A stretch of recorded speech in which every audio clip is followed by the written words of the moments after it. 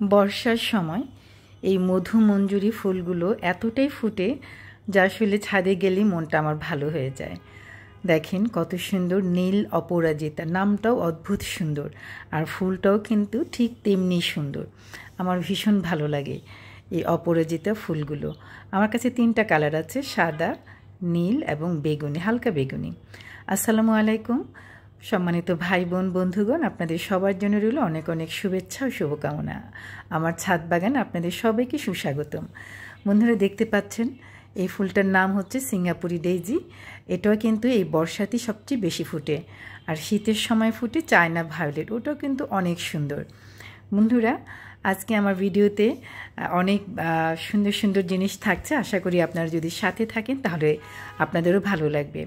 আপনারা এতদিন দেখেছেন আমার সিজনাল আম কতটা হয়েছিল এবং গাছে কত সুন্দর, একটা গাছে এসেছিল সেটা কত সুন্দরভাবে কত বড় বড় আমগুলো হয়েছিল এবং মাশাআল্লাহ অনেক আমই হয়েছিল একটা গাছে, বাকি অনেক গাছেই কিন্তু আম ধরে নাই। বন্ধুরা আজকে দেখাবো হচ্ছে আমার 12 মাসি আম, যেটা আসলে 12 মাসি বলাও যায় না, বছরে 2বার হয় সেই গাছের আম।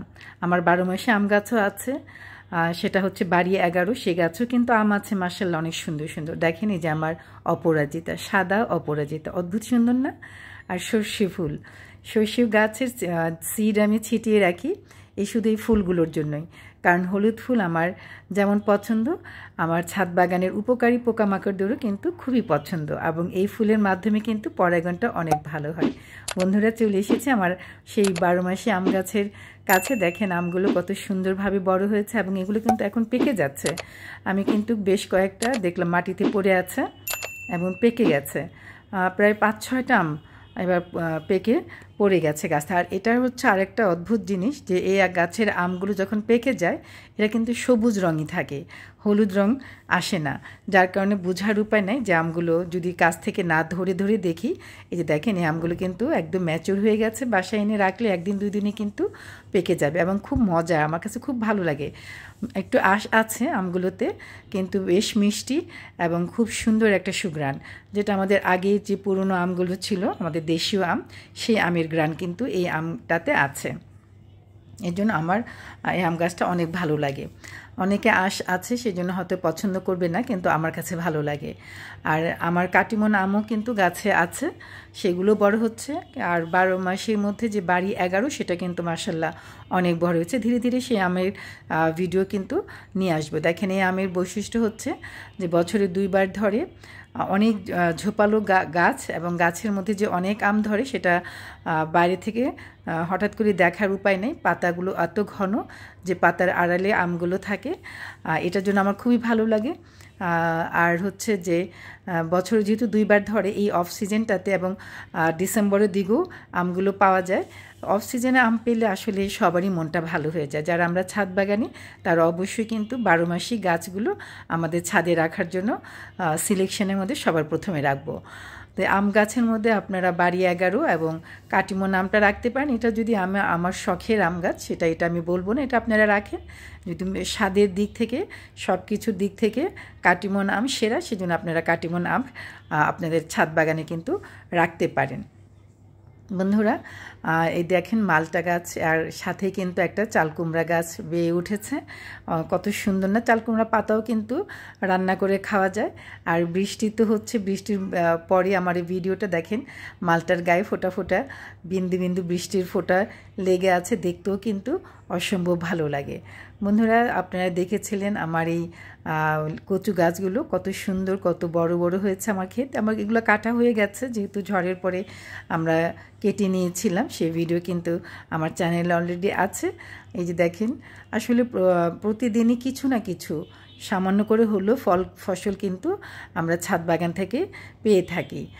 2-4টা কাঁচামরিচ, তারপর হচ্ছে কিছু মালবেরি বা 2-একটা আম, অথবা কিছু যদি না থাকে তাহলে কিন্তু থানকুনি পাতা, তারপর হচ্ছে কলমি শাক, কিছু না কিছু কিন্তু ছাদ বাগান আমাদেরকে উপহার দেয় আল্লাহর নিয়ামত হিসেবে। আল্লাহ তাআলার কাছে লাখ লাখ শুকরিয়া। আর আপনারা ছাদ বাগান করলে সব সময় কিছু না কিছু আল্লাহ তাআলার নিয়ামত আপনিও পাবেন। তাই আপনার যখন পরিশ্রমটা করেন, তারপরে যখন আল্লাহর এই ফসলগুলো আপনি তুলবেন, তখন কিন্তু অনেক অনেক ভালো লাগবে, অনেক শান্তিও লাগে। তাই আপনারাও কিন্তু ছাদ বাগান করতে পারেন নানা ধরনের ফুল ফল ফসল দিয়ে, যেন একটার পর একটা ফসল আপনি একটা শেষ হয়ে গেলে আরেকটা যেন আপনি তুলে নিতে পারেন, পেতে পারেন। বাগান যেন কখনো শূন্য থাকে না ফুল ফল ফসল থেকে, সবসময় কিছু না কিছু ফসল পাবেন। সেভাবেই যদি আপনি গাছগুলো নির্ধারণ করেন, তাহলে দেখতে পাবেন যে একটা ফল শেষ হয়ে যাওয়ার পর আরেকটা ফল কিন্তু আপনার জন্য তৈরি হয়ে যাচ্ছে। যেমন আমার 12 মাসি সিজনাল আম শেষ হয়ে যাওয়ার পরপরই কিন্তু আমি আতা ফল পেয়েছি, এখন আবার 12 মাসি আম পাচ্ছি। আবার এরপরে কিন্তু আমরা তুলব, আমরার পরে আবার আরেকটা ফল এসে দাঁড়িয়ে যাবে, সেই ফলটাও কিন্তু তুলব। এভাবে কিন্তু একটার পর একটা ফল কিন্তু গাছে আপনার থাকবেই।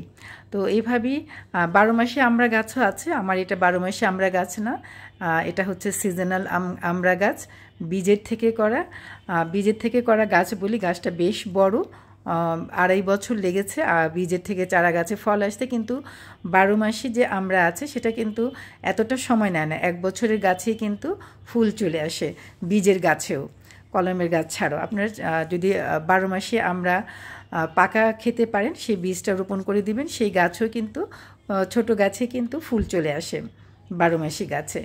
দেখেন আমার ছাদ বাগানের আরেকটা অলংকার, সেটা হচ্ছে পান।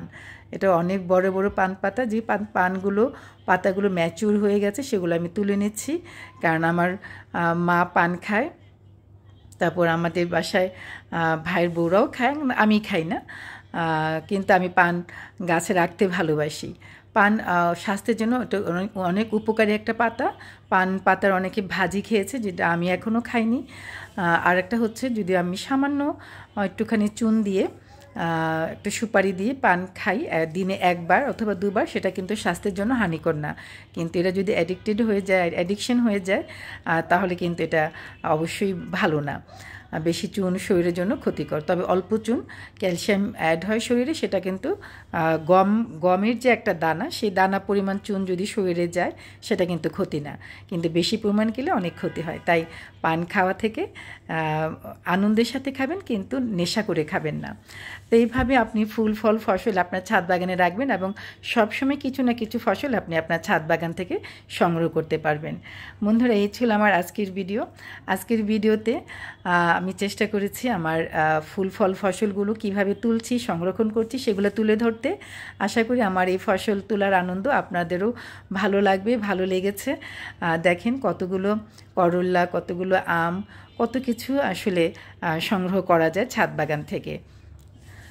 আর আমার ভিডিওগুলো যদি আপনাদের ভালো লেগে থাকে, তাহলে প্লিজ লাইক, কমেন্ট, শেয়ার করে দিবেন, এবং সাবস্ক্রাইব করে পাশে থেকে যাবেন। বেল আইকনটি টিপে দেবেন, যেন নতুন ভিডিও আসার সাথে সাথে তার নোটিফিকেশন আপনাদের কাছে পৌঁছে যায়।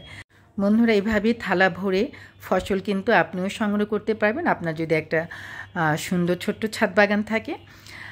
বন্ধুরা, আমার জন্য দোয়া করবেন, আমি যেন আমার ছাদ বাগানের এবং আমার নিজের পরিবারের সবার সেবা যত্ন করতে পারি সুস্থ থেকে। আপনাদের জন্য অনেক অনেক দোয়া এবং ভালোবাসা রইল। আপনারাও ছাদ বাগান করুন।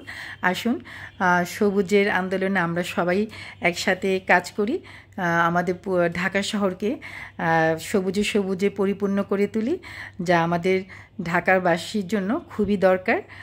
ভালো থাকুন, আপনারা সুস্থ থাকুন, এই কামনায় আমার আজকের ভিডিও এখানেই শেষ করছি। এক থালা ফুল ফল ফসল আপনি এভাবে আপনার ছাদ বাগান থেকে সংগ্রহ করুন। আল্লাহ হাফিজ।